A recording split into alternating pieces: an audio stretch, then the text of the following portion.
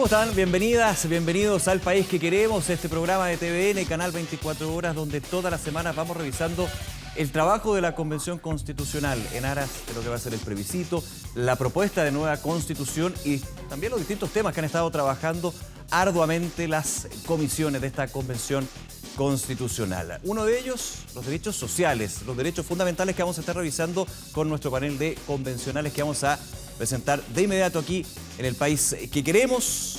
Están justamente instalados ya. Hay muchísimos temas que conversar, bullados también, pero por sobre todo relevantes para esta propuesta de nueva Constitución.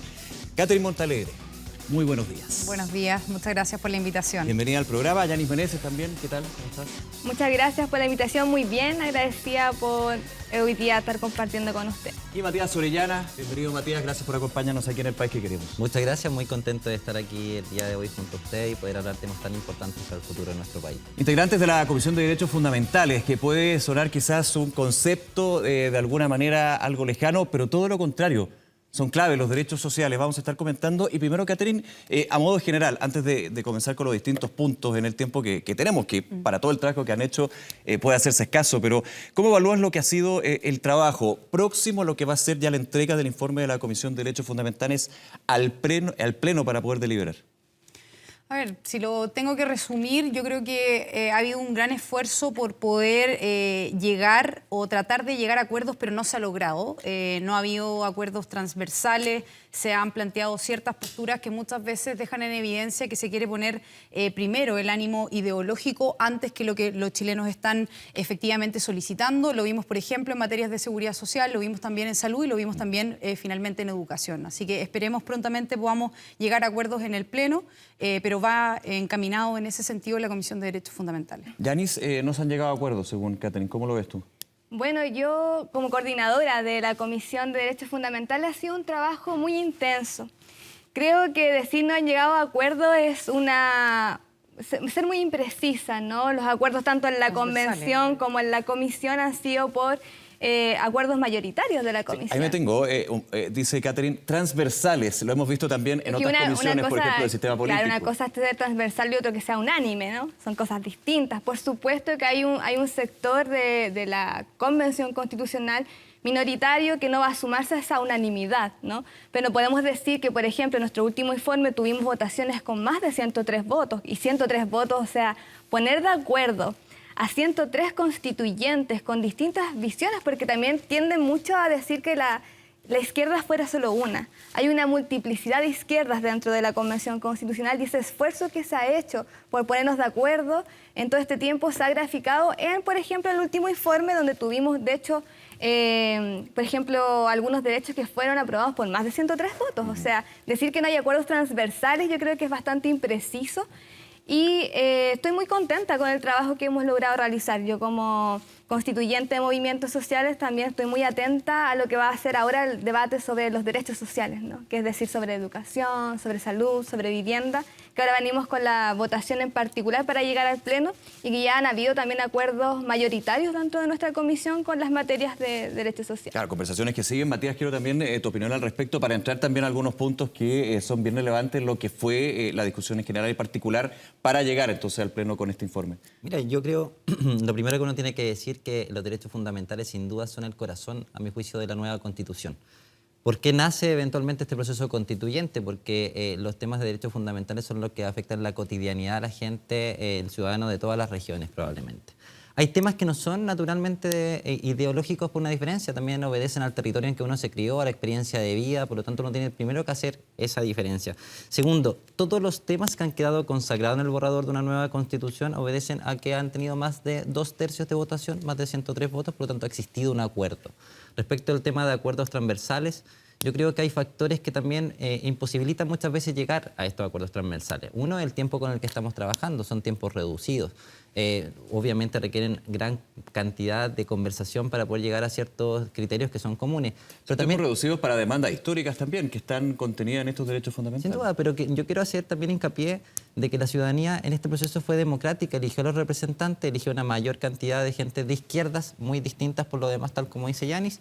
Y en esa perspectiva también hemos tratado de agotar las instancias de acuerdo entre nosotros. Yo creo que también uno tiene que hacer énfasis en la voluntad política que muchas veces no ha existido tampoco para conversar, pero sin perjuicio, mirando a futuro, también diciéndole a la gente, creemos que este pacto social nos debe representar a todos, a Chile. Por lo tanto, también estaremos llanos efectivamente en aquellos temas en que exista una posibilidad de acuerdo o voluntad, de poder conversarlo, de poder llegar siempre con la perspectiva de lo mejor para la ciudadanía, no para ninguno de nosotros. Vamos revisando algunos puntos, lo anunciaba también Catherine en algún minuto también, Yanis como coordinadora de la Comisión de Derechos Fundamentales. Uno que fue altamente discutido, seguridad social, pensiones, que tiene distintos vertientes. Y Catherine, en ese sentido, desde el sector de Vamos por Chile, algunos de los sectores de la derecha en la Convención Constitucional, se habla de la siguiente dinámica, para ser súper claro lo que estamos conversando. Al rechazar la propuesta No con mi plata, una propuesta de iniciativa popular, una de las más votadas, y sí votar y aprobar en general lo que fue la de No Más AFP,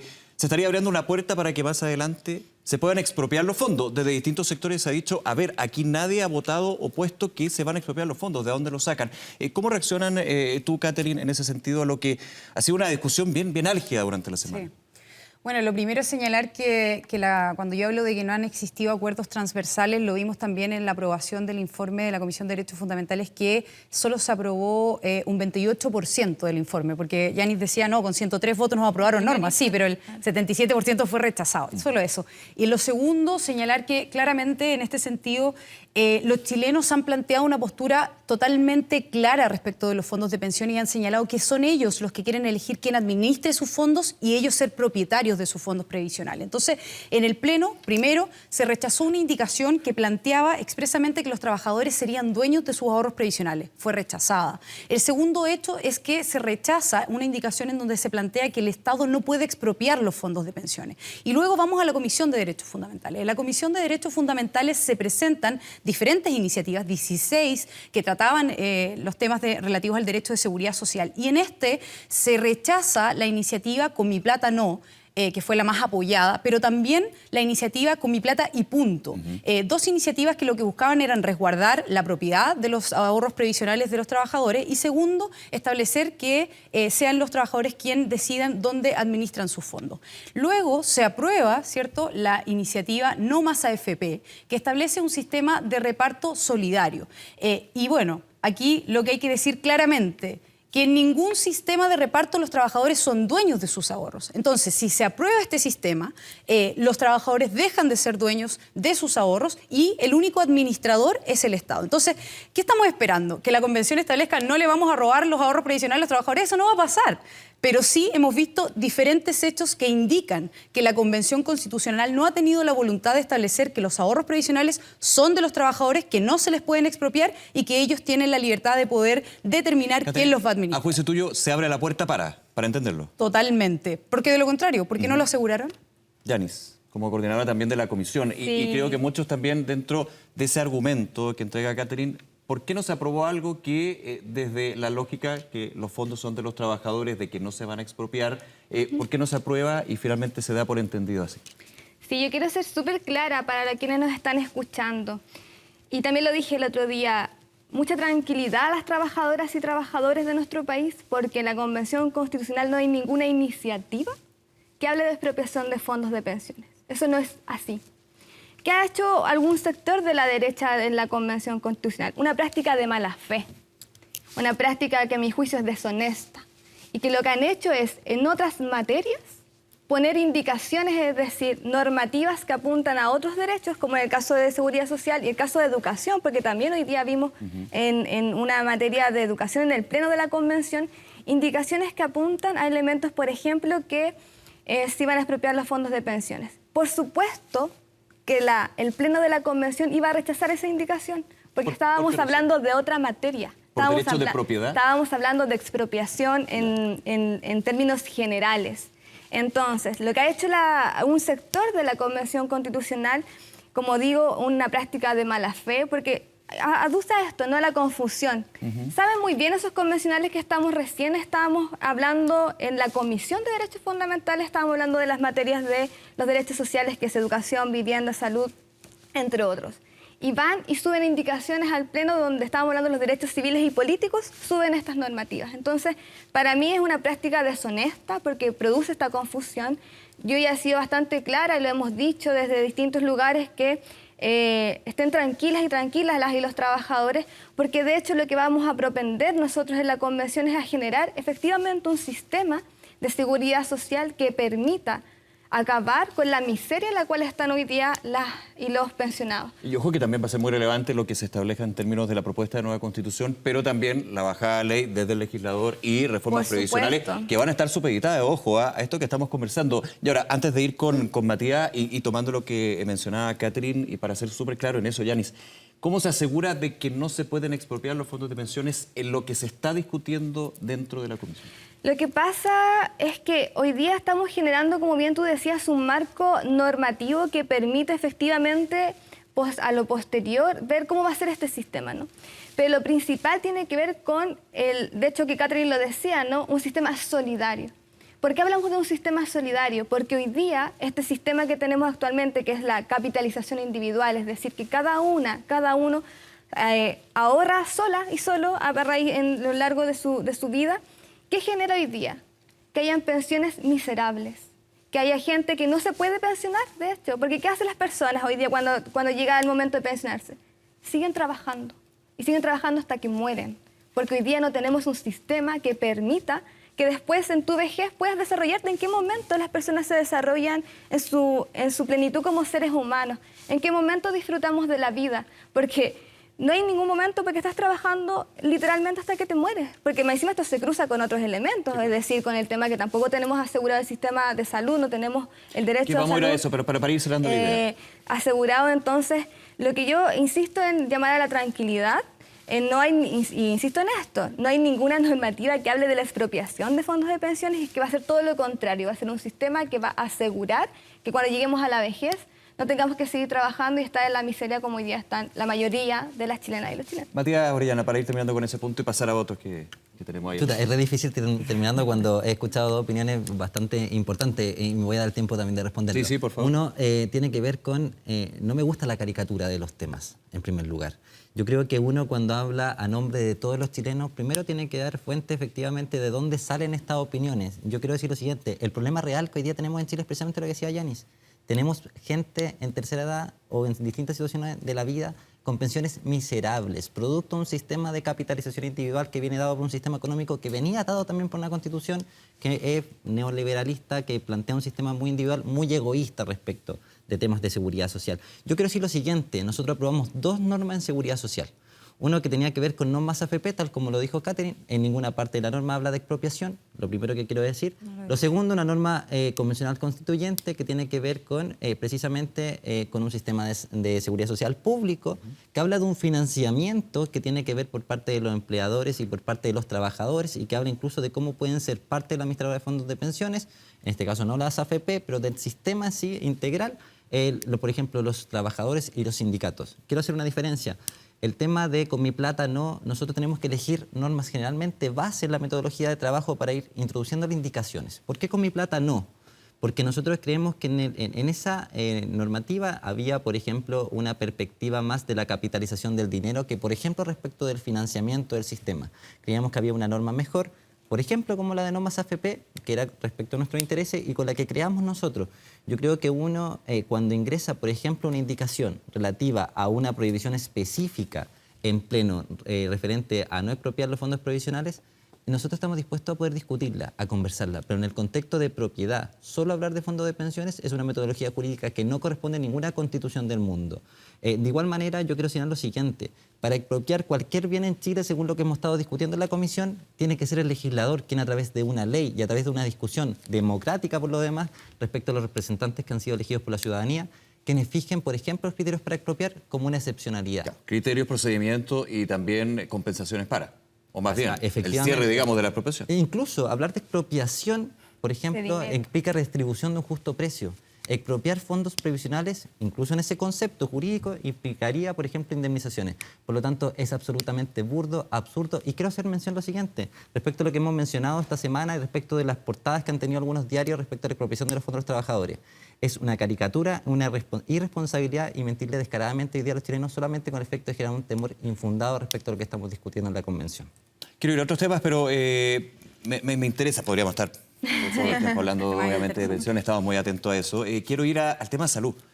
Katy Montalegre, contarnos también cómo se llega a una discusión también que raya fuera, digamos, porque también esto hay que entenderlo desde la lógica de la institucionalidad. Institucionalidad donde se ha hablado en lo que va a ser la propuesta de reforma del actual gobierno. Quiero hacer las diferencias, pero para que se entienda de que finalmente se concatenan de alguna manera de un sistema único de salud, pero también la mirada aquí, desde lo que se ha votado y discutido en la comisión, es llegar más que un plan único a un sistema donde no podría haber participación de privados. Esa ha sido la crítica desde Vamos por Chile. Comentemos un poquito de eso para ir también bajando y aterrizando eso. Sí, yo solo 2 puntos para terminarlo de seguridad social.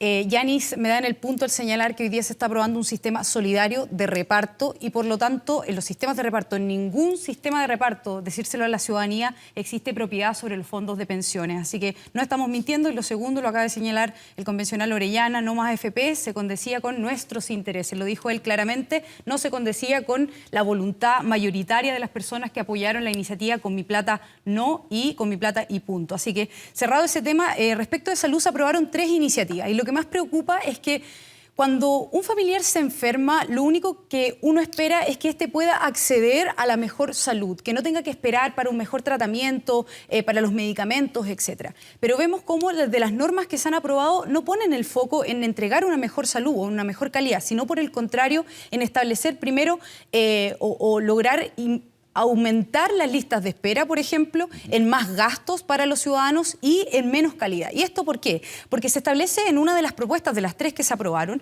un sistema único, universal y público. ¿Qué es lo que hace? Y esta ha sido la crítica que nosotros planteamos, que deja fuera la colaboración público-privada y que existen instituciones como las consultas, los laboratorios y clínicas privadas que puedan prestar también servicios. Cuando el Estado no puede prestar, que finalmente aparezca el privado, pero en un sistema donde finalmente se hagan no quiero decir que las compensaciones, pero la interconexión necesaria. Y que lo vimos durante la pandemia, con las camas UCI, por ejemplo, la colaboración público-privada permitió un mejor manejo de la pandemia. Entonces, eso, por una parte, le quita la posibilidad... Sistema que tiene igualmente variada asimetría, hay que decir. De todas maneras, pero que permite la posibilidad de que las personas puedan, en cierta manera, tener la opción de que en el caso de colapsar el sistema público puedan también acceder a prestaciones privadas. Lo segundo es que hay más gasto para el bolsillo de los chilenos. ¿Y esto por qué? Porque se establece o se promete un sistema gratuito, pero sin embargo se crea un impuesto en donde las cotizaciones de los chilenos pasan a un fondo común que va a financiar este sistema público de salud, en donde si tú, por ejemplo, llegas a un sistema de salud y ese hospital tiene una gran lista de espera o, por ejemplo, te dan una hora para operarte de aquí a 2 meses y tú optas, por ejemplo, para poder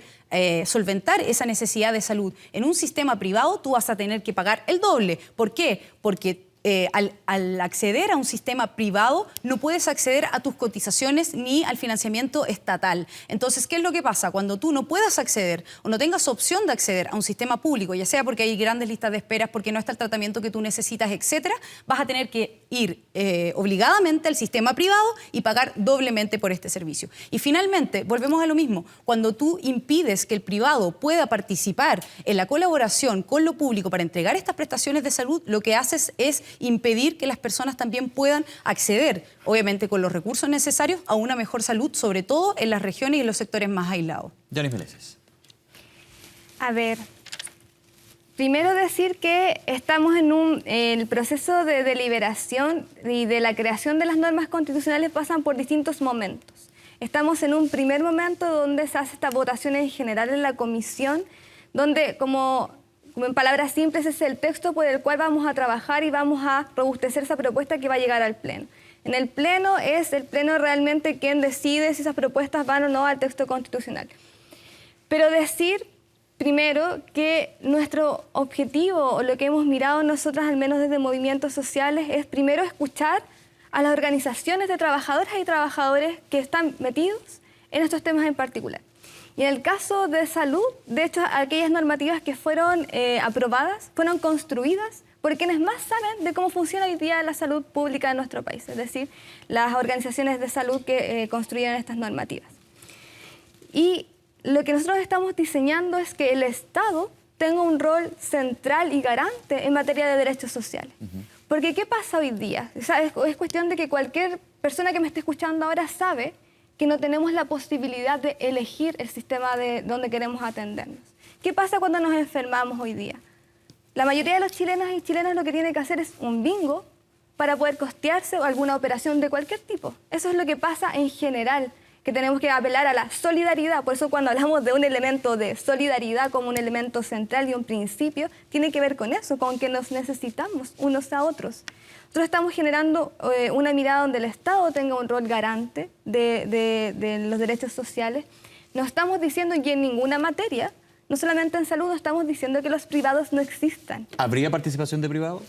Por supuesto que van a seguir existiendo los privados. ¿En qué lugar del mundo no existen los privados en materias, por ejemplo, de salud o de educación? También desde la realidad, porque aquí habría que hacer un cambio profundo al sistema público para finalmente ponerlo en la misma Pero línea. el punto es eso, es fortalecer lo público, es fortalecer lo común, es fortalecer donde nos encontramos todas y todos como iguales, ¿no? Donde se construye el desarrollo del país. Tiene que ver en lo público, tiene que ver donde todos colaboramos para que eso sea así.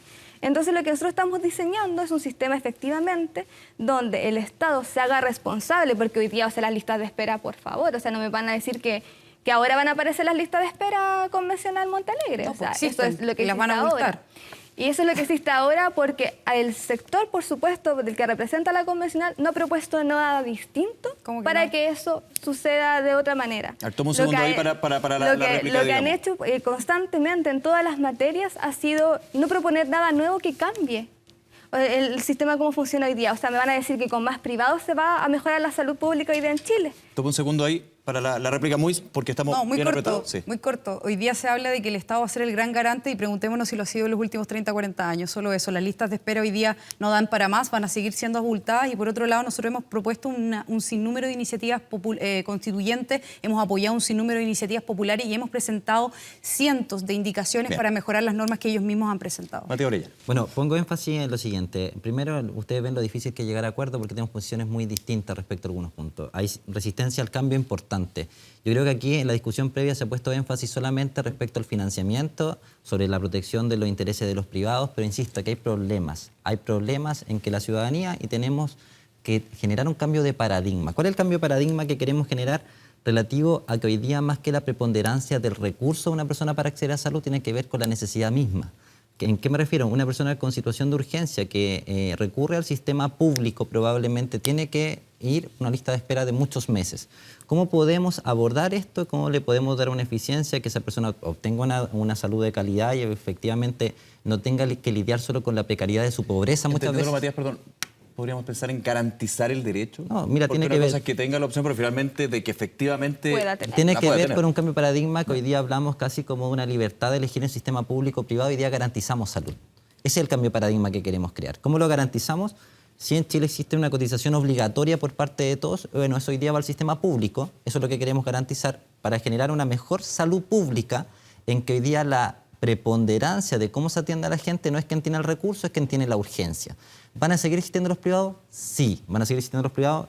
Falso que creemos un impuesto. Técnicamente no es un impuesto. Alguien eventualmente podemos hablar de una carga. Podemos incluso hablar de alguien que incluso puede acceder al privado, pagar más allá, por ejemplo, un seguro complementario. Esta es una norma que está en construcción. Hablar también de realidades y que las cosas son de una cierta circunstancia también es errado, porque lo estamos construyendo, generamos normas bases. Ya ni explicaba la metodología. Yo creo que es importante señalar lo siguiente. En estas normas aprobadas ha trabajado gente que conoce la salud. Confusam, FEMPRUS, una norma propia nuestra, creada precisamente y originada por convencionales que han trabajado durante harto tiempo temas de salud. Y yo creo que la perspectiva, insisto, importante es que hoy día estamos garantizando un Estado de derecho social preponderante. El Estado tiene que hacerse cargo de ciertos problemas, no solo consagrar libertades como se hacía en ese tiempo y no solo tratando de proteger los intereses de los privados, como ya se ha manifestado parte en este debate y que la gente se dará cuenta de sus casos. En un segundo, ustedes mencionaban, ha habido la participación y el diagnóstico de las organizaciones públicas de la salud. ¿Privadas también? Lo que pasa para es cerrar, que, para cerrar ese elemento. Lo que pasa es que lo que hemos hecho en el proceso de construcción de normas estaban las iniciativas populares constituyentes, ¿no? En materia de derechos sociales, de hecho, hemos aprobado, si mal no recuerdo, 7 iniciativas populares constituyentes que han llegado como textos base y que vienen, por ejemplo, en educación se aprobó una iniciativa que se construyó por más de 30 organizaciones ligadas a la educación. En la educación pública, sí, la educación pública, porque eso es lo que nosotros pensamos y creemos que es el camino para tener un desarrollo real en nuestro país. Hoy día hablar, por ejemplo, de decir, claro, el Estado no se ha hecho cargo, por supuesto que no se ha hecho cargo. Pero Hoy día un lo poco, que se ha hecho, se ha pasado a los privados, ¿no? Quiero votar ese mito, porque sí hemos creado instancias de participación ciudadana. A mí me ha tocado por lobby reunirme con la Asociación de Clínicas Privadas, los hemos escuchado.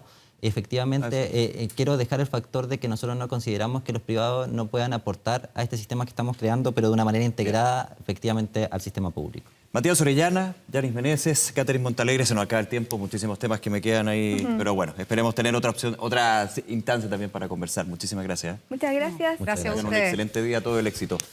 Hacemos una pausa, usted no se vaya porque sigue más del país que queremos.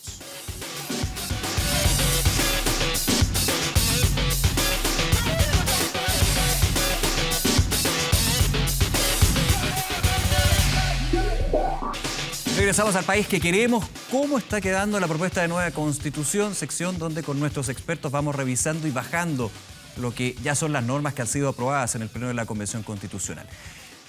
Marisol Peña, abogada constitucionalista, académica de la Universidad del Desarrollo, como siempre, muchas gracias por acompañarnos. Gracias a ti, Nicolás, por la invitación. ¿Cómo estás, Tomás? Y Tomás Jordán, abogado constitucionalista y académico de la Universidad Alberto Hurtado. Tomás, bienvenido, como siempre. Hola Nicolás, hola Marisol, un gusto, como A siempre. ver, vamos con el artículo 1, muy relevante, y vamos a ir también bajando lo que significa y lo que también va contemplando. Y tiene que ver justamente con un tema súper relevante, la crisis climática y ecológica, en esta propuesta que ya está a puertas ahí de llegar a esa propuesta de Carta Magna. El Estado debe adoptar acciones de prevención, adaptación y mitigación. Marisol Peña, ¿cómo abordamos y también aterrizamos lo que significa este principio? Creo que estamos todos de acuerdo en que el cambio climático hoy día nos está complicando en mayor o menor medida a cada uno en sus actividades cotidianas. Y ciertamente el Estado debe hacerse cargo en lo que le competa para mitigar o enfrentar los efectos del cambio climático, que en general tiene que ver con acciones que son provocadas por las propias personas.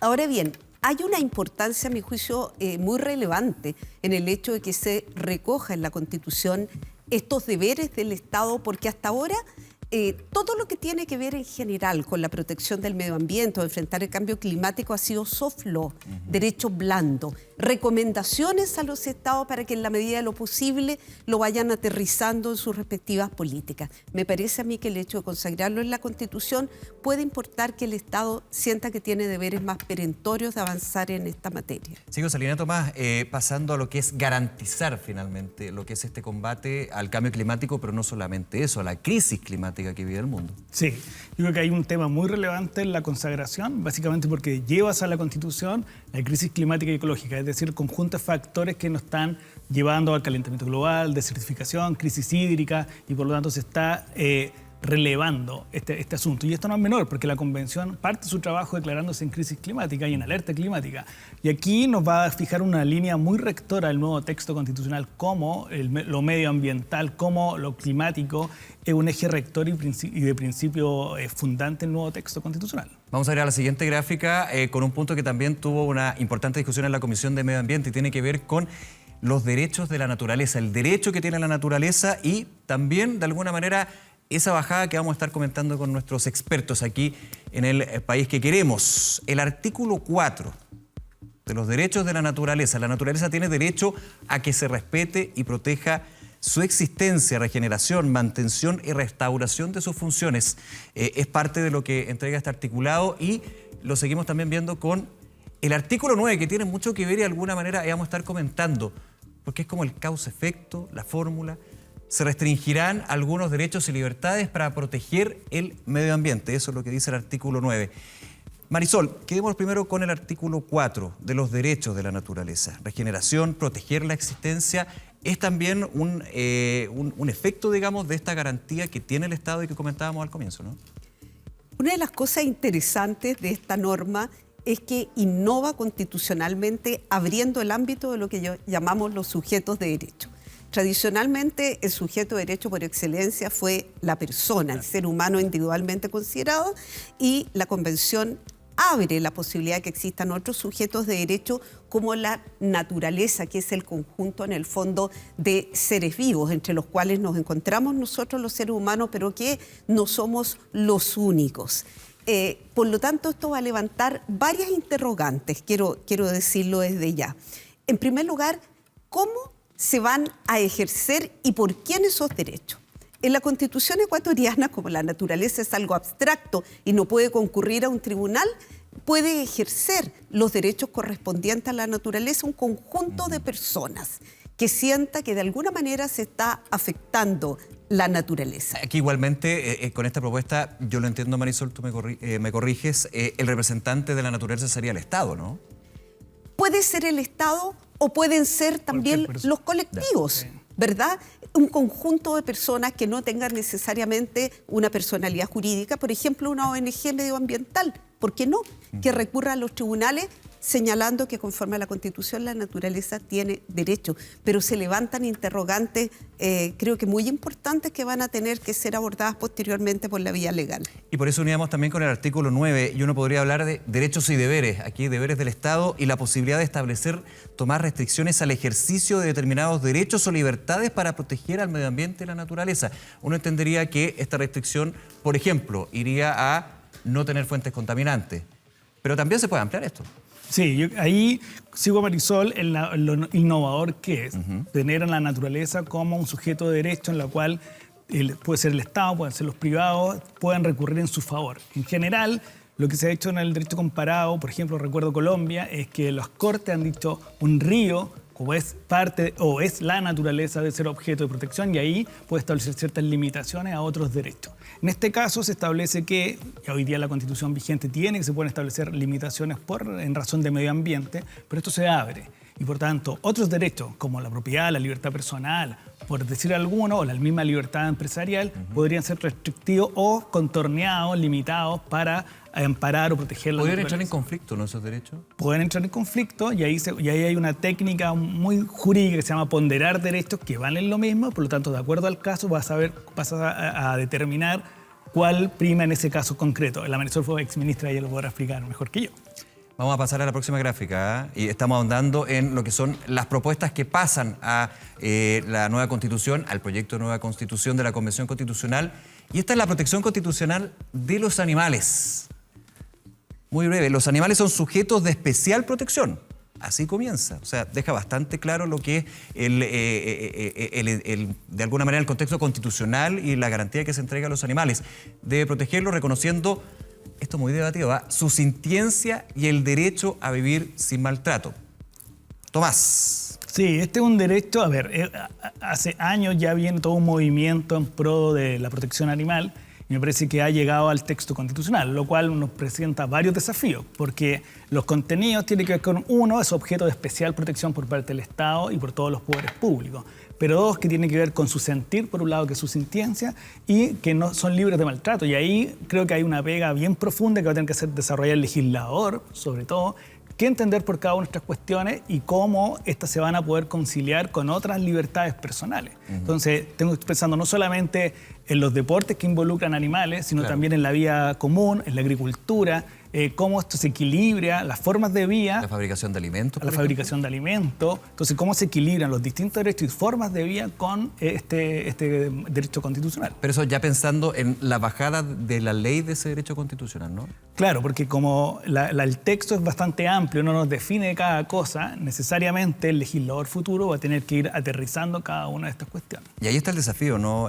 Marisol, de aterrizar, por ejemplo, este punto? Bueno, en todas lo que estamos comentando en el programa, pero... Bueno, en realidad esto viene a añadirse a lo que hablábamos anteriormente. Me parece que al señalar la norma que los animales son seres que están sujetos a una especial protección esa palabra sujeto podría llevarnos a pensar que hay una nueva categoría de sujetos de derecho, así como también es nueva, según comentábamos, la naturaleza. Y yo quiero aquí recordar un ejemplo histórico. Cuando la Corte Suprema Argentina hace unos años atrás resolvió el caso de la orangutana Sandra, fue muy famoso porque era una orangutana que estaba en cautiverio. Y entonces una organización ambientalista, ya ves tú que tampoco es que la orangutana pueda ir a los tribunales, obvio, una organización ambientalista solicitó que ella fuera devuelta a su hábitat natural.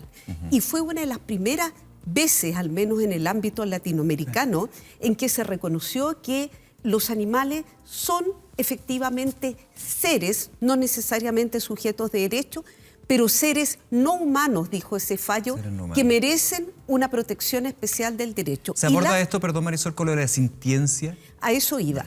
Ahí está. A eso iba. Lo que pasa es que la sintiencia ha venido siendo reconocida, como bien dice Tomás, como un logro fundamentalmente jurisprudencial en varios países. Podemos citar aquí el caso de Brasil, el caso de Sudáfrica. Pienso que la Constitución, de alguna manera, la Convención está dando esa señal, quiere llegar un poco más allá y evitar el debate jurisprudencial en que los tribunales tengan que interpretar qué son los animales, cuáles son sus características, y prefiere ahorrarse eso y decirlo directamente desde la norma constitucional. De alguna manera, Tomás, no llegar a controversia o a futuras controversias sobre el inicio. O al menos fijar el marco de la controversia. Porque en el fondo son de especial protección, tienen sintiencia y están libres de maltrato por esa garantía. Por lo tanto, la discusión futura va a ser los márgenes de ese marco, cómo se vamos a mover nosotros las personas a partir de esas normas constitucionales. Claro, pero de todas maneras ya la sintiencia y el sujeto de derecho es un tema bien innovador, volvemos un poco al concepto que hemos estado comentando, pero que va generando este marco. Totalmente, totalmente. Tal vez agregar que la sintiencia es tan importante porque es lo que hace que los animales sean, llamémoslo así, seres que merecen protección del derecho. Porque si fueran cosas inanimadas, las cosas inanimadas, una casa no merece de suyo protección, sino a través del titular, que es el propietario de la casa, sí, o que la está ocupando como poseedor o tenedor. Pero la sintiencia es tan importante como eso. Y ese es el salto que se da. Es el salto que el salto que se da porque nosotros hasta el momento la Constitución situaba a la persona humana como el objeto y sujeto de protección. Ahora hemos pasado a la naturaleza y a los animales. Vamos a la última gráfica. Estamos revisando lo que se discutió en la Comisión de Medio Ambiente y llega la propuesta de nueva Constitución, protección de la biodiversidad. Totalmente englobado con lo que hemos estado conversando aquí con Marisol y Tomás, y parte del artículo. El Estado protege la biodiversidad de las especies nativas silvestres, asegurando su supervivencia y no extinción. Es decir, que sobrevivan y no se extingan. Muy ligado a lo anterior, por supuesto, pero desde la biodiversidad, considerando flora y fauna, bastante más allá. Tomás. Sí, la flora y fauna, todos los elementos que permiten la vida. Yo creo que aquí hay una gran reivindicación de los movimientos ecologistas que venían y que atraviesan en la Convención esta idea de proteger la naturaleza por un lado, también su biodiversidad, de qué manera las distintas libertades, sobre todo esto se generó a partir de una discusión sobre la libertad de empresa, la economía, cómo se equilibra con estas realidades que existen y que se trasladan esta vez a la Constitución. Me parece que es un avance en el sentido de tener que, en el futuro, equilibrar un proyecto, cualquiera sea, con la vida humana, o sea, la vida silvestre, la vida humana, la vida de la flora y la fauna. Me parece que es un gran logro civilizatorio. Marisol. Yo quiero decir a las personas que nos están escuchando que este no es un concepto novedoso del todo en el ordenamiento jurídico chileno. Recordemos como ejemplo la discusión de la Ley de Pesca y Acuicultura en su última versión en el año 2013. Precisamente la revisión de la forma como se asignan las cuotas individuales de pesca tuvo en cuenta la necesidad de proteger la biodiversidad en los espacios acuáticos, en los espacios marinos. Digamos que ahora esa preocupación que ya se había hecho presente en una norma que regula una actividad económica tan importante para Chile como país marítimo, hoy día se consagra a nivel constitucional y por lo tanto, en mi concepto, es probablemente un eje para políticas públicas más claras. Aquí se eleva una norma constitucional, un carácter. Esa es la clave de todo esto. Yo creo que es una cuestión que venía ocurriendo a nivel legal. Veíamos la ley de medio ambiente, por otro lado, cómo la discusión constitucional ha relevado ciertos bienes jurídicos para trasladarlo al nivel constitucional para tener mayor protección, porque en el fondo los saca del debate común legislativo y dice, saben que estos bienes los vamos a proteger especialmente y por lo tanto el mandato al legislador y al Estado completo es cuidarlos, protegerlos. Y eso me parece que es el salto que se está dando. Cosa distinta es cómo vamos a ejercer el accountability, ¿verdad? Cómo vamos a velar porque eso se cumpla. Y ese es un tema, por supuesto, que va a generar muchísima conversación. Este es el camino. Así está quedando la propuesta de nueva Constitución, pero siempre recordamos en El País que Queremos que en 24horas.cl ustedes pueden seguir el camino de las propuestas constitucionales, desde la discusión en las comisiones, cuando pasan al Pleno, en qué etapa están, qué significan, cuál es el contexto también de estos artículos, todo en 24horas.cl. Ustedes pueden revisar ahí el QR justamente para poder llegar a eso. Tomás, Marisol, como siempre, muchísimas gracias por acompañarnos, por bajarnos. Vamos a estar, por supuesto, conversando con ustedes en el próximo bloque. Que estén muy bien. Hacemos pausa. Regresamos de inmediato con más de El País que Queremos. No se vayan. Y regresamos al País que Queremos. Ya estamos con nuestro panel instalado para hablar de uno de los temas que ha estado bien difícil, ¿eh? El acuerdo de la Comisión de Sistema Político. Se nos suman a esta conversación Catalina Salem, docente investigadora del Centro de Justicia Constitucional de la Universidad del Desarrollo. Catalina, muchas gracias por acompañarnos en el programa. Muchas gracias por la invitación.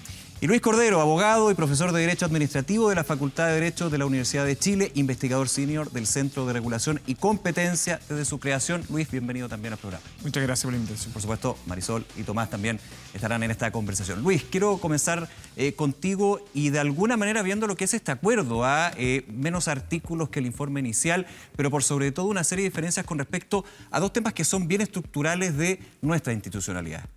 El presidencialismo, también lo que es el Poder Legislativo. Un poco tu visión al respecto y cómo se ha ido desarrollando también esta negociación, estos acuerdos y finalmente lo que va a ser esta deliberación del Pleno. A ver, yo creo que esta es probablemente una de las discusiones más importantes del debate constituyente, entre otras cosas porque define el funcionamiento del resto del sistema. Y lo segundo, lo cual es relevante, porque estamos visitando 200 años de regulación constitucional más o menos en el sistema institucional chileno, ¿no? Un sistema que se ha basado en el presidencialismo y en un bicameralismo, ¿no? Pero además tiene la particularidad, y yo creo que uno tiene que tener mucho cuidado cuando evalúa los efectos del acuerdo. Si es efectivamente, si uno quiere hacer un escáner de la propuesta, ¿es presidencialismo atenuado? Yo tengo mis dudas que sea presidencialismo atenuado, porque yo tengo la sensación que la manera en que está presentado ese acuerdo y los efectos sistémicos que pueden hacer es provocar mayor intensidad al presidencialismo. Luego puedo explicar por un par de razones en eso. Uno, primero, porque yo creo que amplía los horizontes de la potestad reglamentaria del presidente.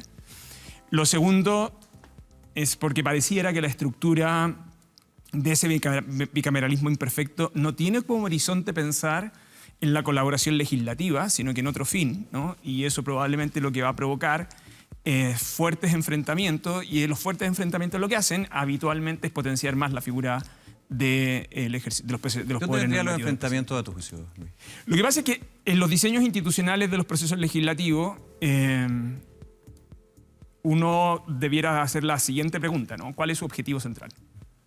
Si el propósito central es que quienes participan del proceso legislativo colaboren para poder expresar colectivamente una regla, entonces los incentivos del diseño institucional tienen que estar pensados en la colaboración. Cuando yo tengo un diseño legislativo, y el problema que nosotros tenemos con el bicameralismo es que reproduce 2 veces el sistema legislativo. Claro, esa función espejo que tiene. Y ese efecto, que tiene una lógica de control, probablemente la pregunta en relación de costo-beneficio es si eso hace más ineficiente el sistema o no. Esa es una pregunta, porque la pregunta es que lo que estamos tratando de corregir es bien relevante. Pero si no tengo los incentivos adecuados, el problema central que se genera es que los colegisladores van a tender a competir, y el problema es quién optimiza mejor sus herramientas. En un sistema institucional como el nuestro, con fuerte tradición presidencial y con la propuesta que está ahí, los incentivos están a que el presidente profundice más su poder, ¿no? Hay otros elementos que uno debería observar, ¿no? El rol de la Contraloría, eventualmente lo que sucede con la justicia constitucional, pero en principio, así como está, uno debiera tener cuidado con atribuirle un mérito per se al contenido como se encuentra. Catalina, ¿podría tener ese efecto contrario a lo que finalmente se busca con este cambio en el sistema legislativo, pero finalmente también en la figura o la institución presidencial? Sí, yo concuerdo en varios puntos con Luis y creo precisamente que la eliminación de algunos controles que actualmente existen en el Congreso Nacional pueden llevar a potenciar la figura del presidente de la República. La verdad, este presidencialismo atenuado son bien sutiles las atribuciones que se morigeran respecto al presidente de la República.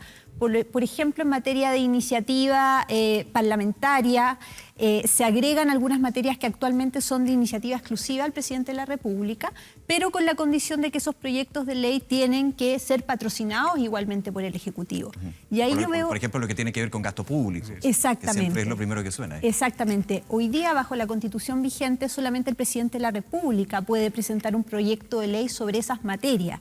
Pero la propuesta permite a los parlamentarios presentar mociones siempre y cuando esa moción va a tener éxito, que concurra también el patrocinio del Ejecutivo en cualquier momento de la tramitación de ese proyecto de ley. Y yo creo que esa es una herramienta que van a utilizar los parlamentarios para hacer algún tipo de canje con el Ejecutivo. Y no sabemos a dónde va a llevar ese canje. Puede entrabar las relaciones entre el Legislativo y el Ejecutivo, o a lo mejor las puede facilitar. Creo que hay un abismo ahí que no sabemos cómo llenarlo.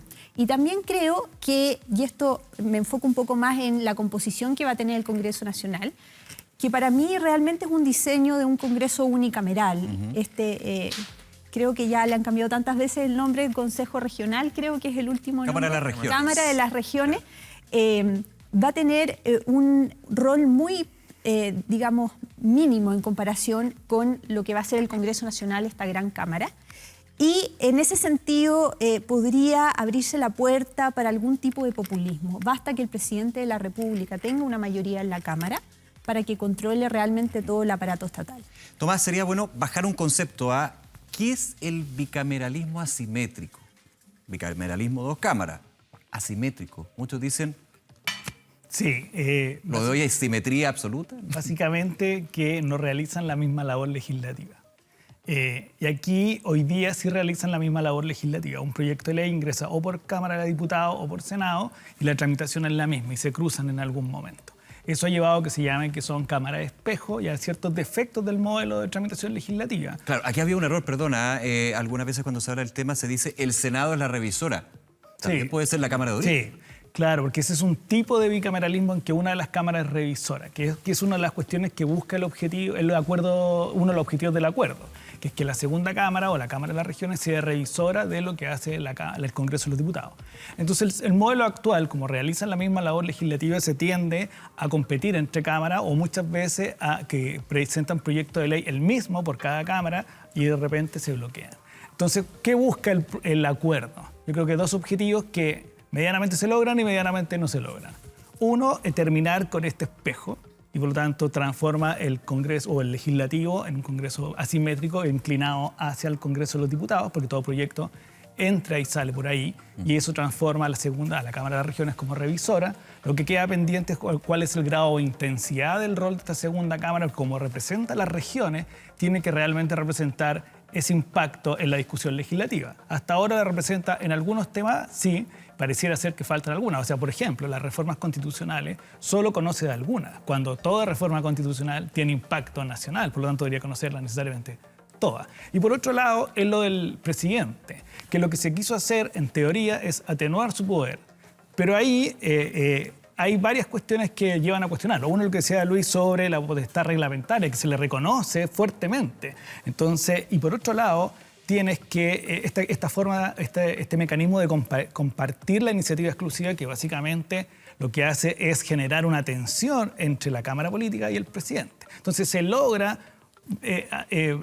levemente esta figura. Sobre ese último punto, quizás el ejemplo está mal, pero uno pensaría, con lo que estamos hablando con Catalina, que los parlamentarios podrían hasta presentar un proyecto de ley de presupuesto que tenga el patrocinio del Ejecutivo. Siempre es potestad del Ejecutivo presentar año a año el proyecto de ley de presupuesto.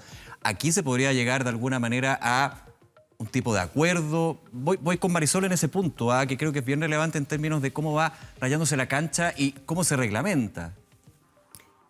Normalmente solemos decir que una cosa es el ser y otra cosa es el deber ser. Nosotros los abogados nos preocupamos del deber ser.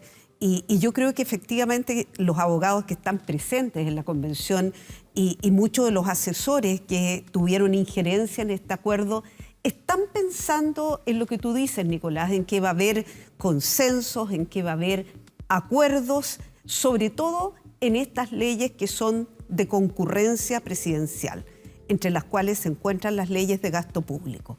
Pero yo quería rescatar en ese sentido algo de lo que decía Luis, que aquí está en revisión lo que ha pasado prácticamente en 200 años. No nos olvidemos que en el gobierno de Jorge Alessandri Rodríguez, por ejemplo, no fue en el único, pero podemos traerlo aquí como ejemplo, el mismo presidente de la República se quejaba amargamente de la fuerte iniciativa que tenían los parlamentarios en materia de gasto público, lo cual permitía, por ejemplo, prácticas populistas como instar por la creación de nuevos cargos públicos que no estaban suficientemente financiados.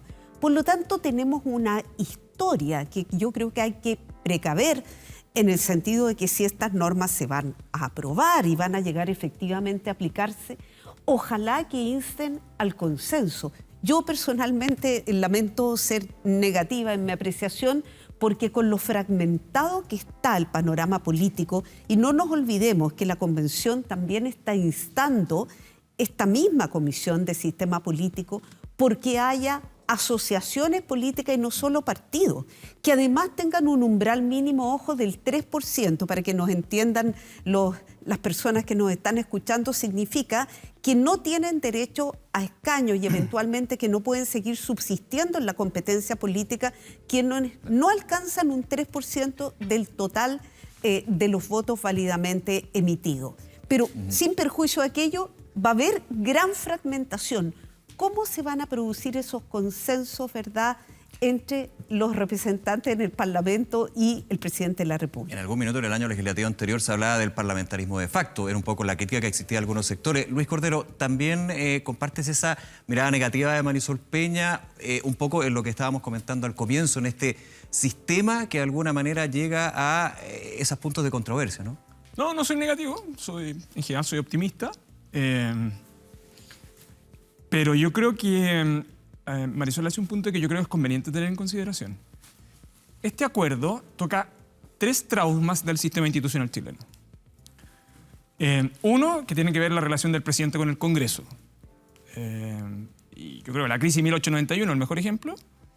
Y la disputa previa al presidente Allende con el Congreso, que terminó en el Tribunal Constitucional en varios temas. De hecho, el presidente Allende terminó defendiendo el régimen presidencial y la iniciativa en el Congreso a propósito de las 3 áreas de la economía. O sea, y ahí el tribunal probablemente cometió uno de sus errores históricos y que evitó pronunciarse sobre el fondo. O sea, y ese es un trauma, más que un trauma, es un elemento estructural de nuestra tradición institucional. O sea, marca hitos para esta discusión. Y muchísimo. O sea, desconocerlos sería engañarse en el fondo. El segundo elemento que es clave en esa disputa es la iniciativa en materia de gasto. Porque es una disputa que está precedida en 2 momentos. Uno, previo a la reforma del 43, que tiene que ver con este argumento de cómo el Congreso utilizó iniciativas de gasto con fines populistas. Y el segundo, que viene con la reforma posterior, que también estaba vinculado a incidencias de gasto, que tenía que ver con los sistemas de seguridad social.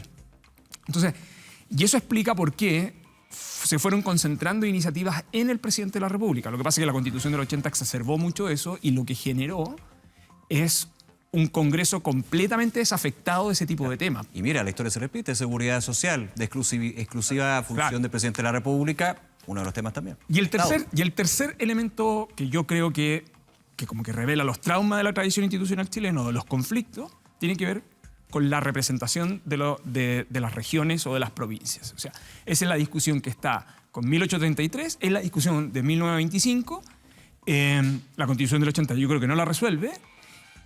Y es clave para hablar del bicameralismo asimétrico la idea de Estado regional. Entonces, nosotros estamos volviendo en este acuerdo a enfrentar 3 cuestiones estructurales en nuestra historia constitucional. Entonces, yo creo que es bueno mirarlas. Yo creo que es bueno mirar el rostro de esos problemas y de esas crisis, porque explican en algún sentido por qué llegamos a algunas de las normas que tenemos antes de la Constitución del 88. Catalina, aquí hay una pregunta que es bien importante, el derecho comparado, como se dice. Este sistema, con 2 puntos bien claves, que es el presidencialismo atenuado y el bicameralismo asimétrico, ¿Se da en otros países? ¿Existe precedente, digamos, con lo que se está proponiendo en este acuerdo de la Comisión de Sistema Político? Yo entiendo que sí existen casos donde existe un bicameralismo asimétrico, pero recientemente la Comisión de Venecia emitió un informe para Chile haciendo algunas recomendaciones y señaló que si un determinado país adopta un sistema unicameral o bicameral, en realidad no es algo bueno o malo, sino que depende mucho del contexto de ese país, de su historia constitucional y de su cultura constitucional. Entonces, la pregunta aquí es, por ejemplo, Perú tiene un sistema unicameral, ¿no es cierto?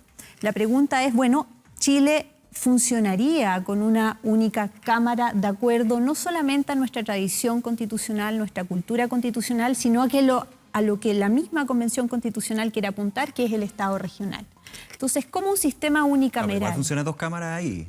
¿Cómo? Igual funcionarían 2 cámaras ahí. Funcionarían 2 cámaras ahí, donde una, ¿no es cierto?, representaría a las regiones, pero solamente respecto a determinadas materias que tengan incidencia regional. Y acá, lo han dicho varias personas antes que yo, existe una especie de incoherencia, porque si se quiere fortalecer un Estado regional, donde esta diversidad territorial que existe tenga algún tipo de expresión política, no parece lógico que esa expresión política se limite, limitando aquella Cámara que va a tener la representación política de esos intereses regionales.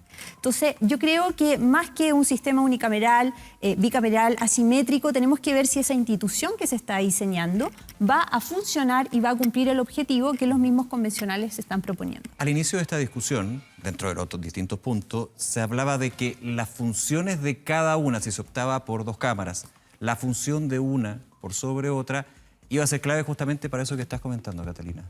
Las funciones, la bajada, volvemos al concepto, la bajada es la clave aquí, ¿no? Exactamente. Yo voy a poner un ejemplo muy personal. Yo crecí, soy criada, digamos, en la Patagonia chilena, y la verdad que nuestros diputados eran conocidos por todas las personas de la región, pero pucha que era relevante para nosotros ver a nuestros senadores que aparecían mucho más frecuentemente en la televisión, haciendo uso de la palabra. Había un sentimiento de que nuestros intereses estaban siendo representados. Y creo que cuando se morigera bastante esa Cámara, que hoy día es el Senado, que tiene la representación regional, precisamente se está diluyendo esa representación política que deberían tener las regiones. ¿Tomás? Perdón. Marisol. Sí. Yo quiero complementar porque Catalina toca un punto muy importante en orden a las distorsiones que pueden producirse. Y hay una norma que probablemente la habrán advertido acá nuestros colegas en la cátedra, y es que los representantes de la Cámara Regional participarán también en la Asamblea Regional, que va a tener la iniciativa, puede pedirle al Congreso iniciativa para plantear leyes de Asamblea Regional, que regional. serían los actuales cores, ¿no? Los actuales cores. Los consejeros actuales regionales. Pero potenciado. Claro, remozado, reformulado. Un gran upgrade ahí.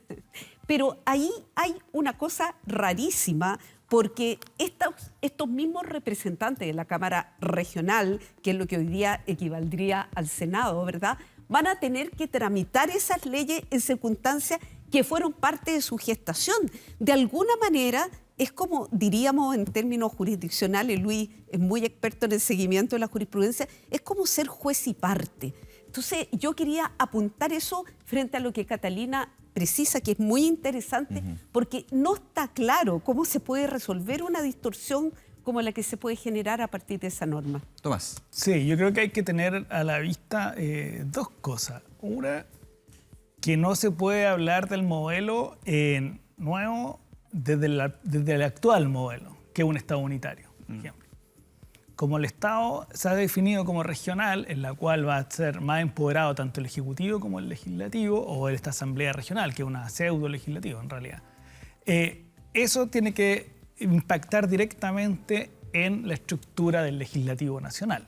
Y ahí, ¿por qué lo digo? Porque en el fondo no podemos pensar que tienen que mantenerse igual cuando nuestras figuras de diseño territorial de distribución de poder van a ser distintas. El poder va a estar más distribuido. Por lo tanto, el rol del Congreso tiene que ser un rol nacional general. Y en eso me parece que el acuerdo sí va en la línea correcta. Lo que pasa es que falta potenciar a lo mejor la segunda Cámara en esta misma línea.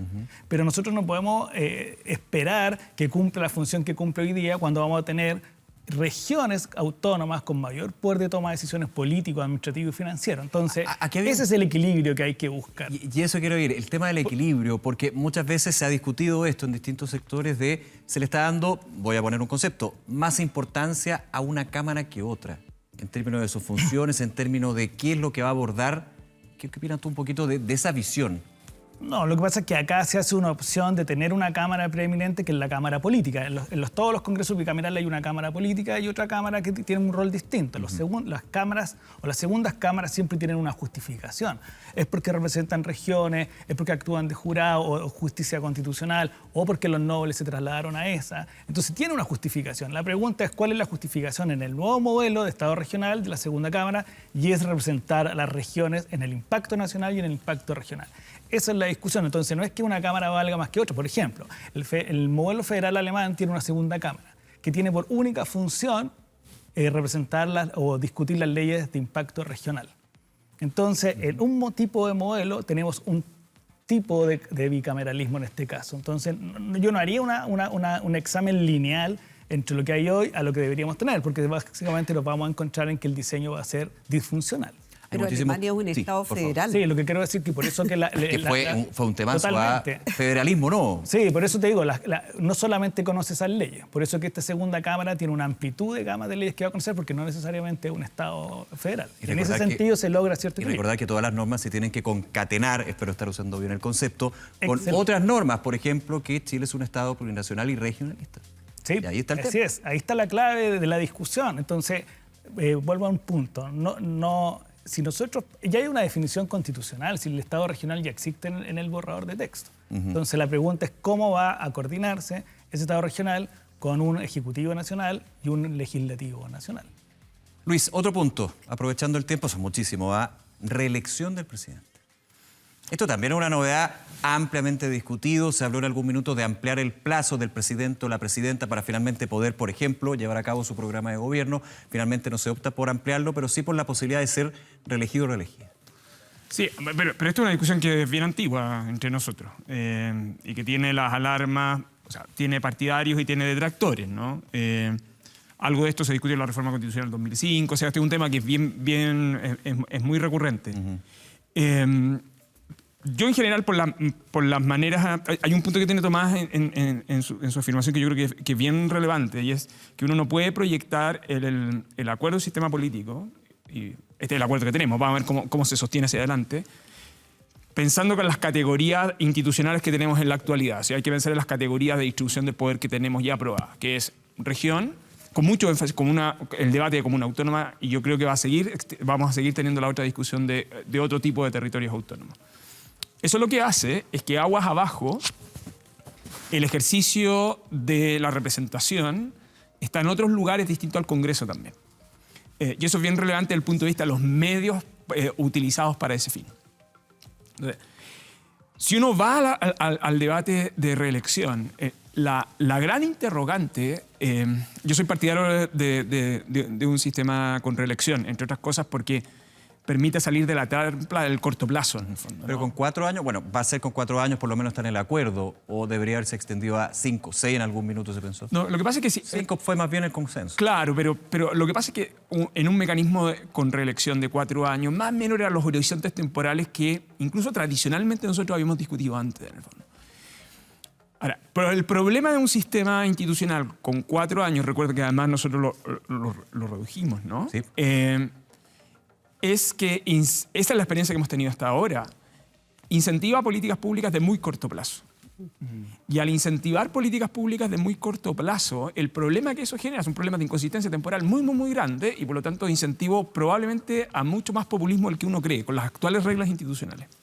Ahora, ¿cuál es el riesgo de la reelección? El riesgo de la reelección, y esto es muy nuestro,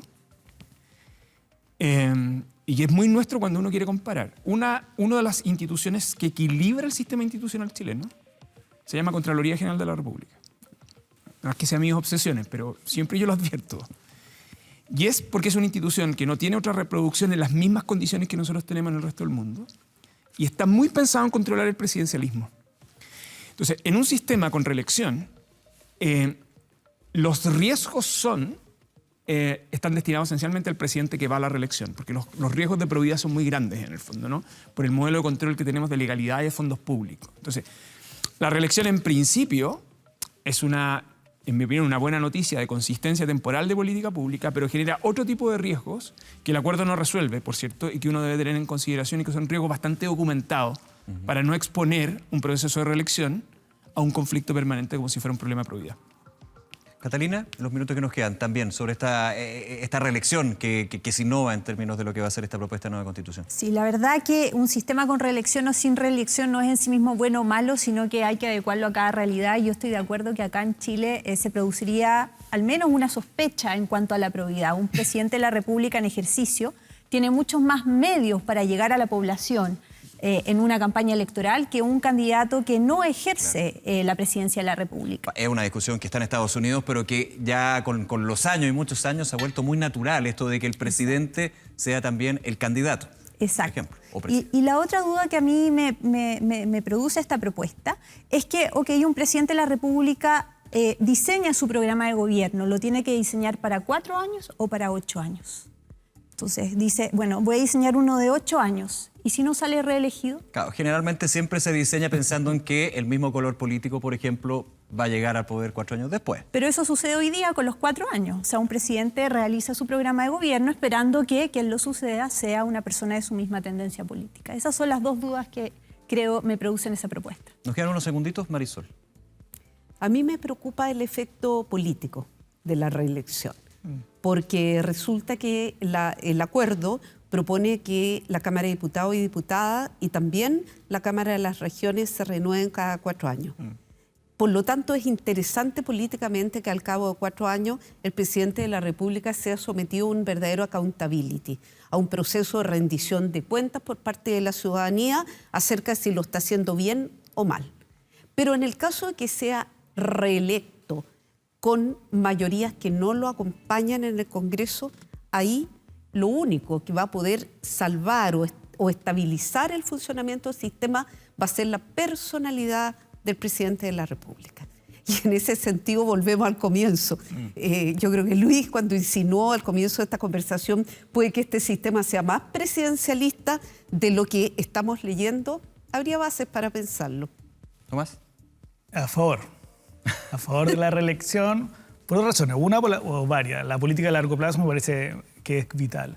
2, porque tenemos nosotros un problema del fantasma del expresidente. En 16 años tuvimos solamente 2 presidentes. Es decir, está ahí dando vueltas, no permite la renovación de la política. Me parece que en una reelección por 4 y 4, en el fondo, permitiría eso. Y 3, creo que lo que ha evolucionado el sistema administrativo chileno es a poner muchos controles al Ejecutivo. Muchos controles, no solo a la Contraloría, el Consejo de Transparencia, el Tribunal de Contratación Pública, la reclamación ante los tribunales, las Cortes por ilegalidad. O sea, el Ejecutivo, en caso chileno, está altamente rodeado para efectos de ese control. Por lo tanto, se podrían agregar otras cuestiones que tienen que ver con el último año de gobierno. Que eso sí hay que tener ojo y ponerle ahí coto. Es decir, hay cuestiones de gasto o de probidad que deberían haber normas especiales para ese último año y con eso podríamos salvar esas complicaciones o al menos aminorarlas. Finalmente, insisto, la bajada de cómo se va aplicando esto. Se nos acaba el tiempo. Hay muchísimos temas que también podríamos estar revisando de esto. Catalina, Luis, Marisol, Tomás, muchísimas gracias como siempre por acompañarnos aquí en el programa. Que estén muy bien. Gracias a ti. Y a ustedes también recordarles la aplicación de 24horas.cl para ir siguiendo el paso a paso. ¿En qué etapa están los distintos artículos, los incisos, los informes, las propuestas de las 7 comisiones de la Convención Constitucional en 24horas.cl? Con el QR pueden ir revisando, por supuesto, una información bien relevante, pensando en que tenemos que ir informándoles sobre lo que va pasando, la propuesta que tendremos en la mano y finalmente el día que se llegue a votar. Así que 24horas.cl con toda la información para ustedes. Nos vamos, el país que queremos. Muchísimas gracias por acompañarnos y por supuesto estaremos la próxima semana revisando más de la Convención Constitucional. Que estén muy bien, chao.